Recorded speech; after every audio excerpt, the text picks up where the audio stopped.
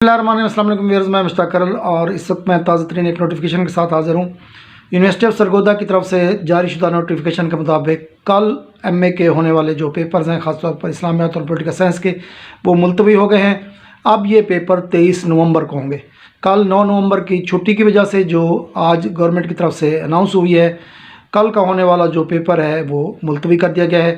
तो तमाम स्टूडेंट्स इस सिलसिले में जान लें कि कल सेंटर पर जाने की ज़रूरत नहीं है। इस्लामियात और पॉलिटिकल साइंस का जो पार्ट 2 का पेपर है, अब वो 23 नवंबर को होगा। तो ये थी ताज़ा तरीन अपडेट। नोटिफिकेशन आपकी स्क्रीन पे आ रहा है, जिस मुताबिक आप देख लें कि 9 नवंबर का पेपर जो है वो 23 नवंबर को होगा। बाकी जो पेपर हैं, 10 का पेपर है, वो शेड्यूल के मुताबिक होगा। इसके अलावा जितने भी पेपर हैं वो शेड्यूल के मुताबिक हों।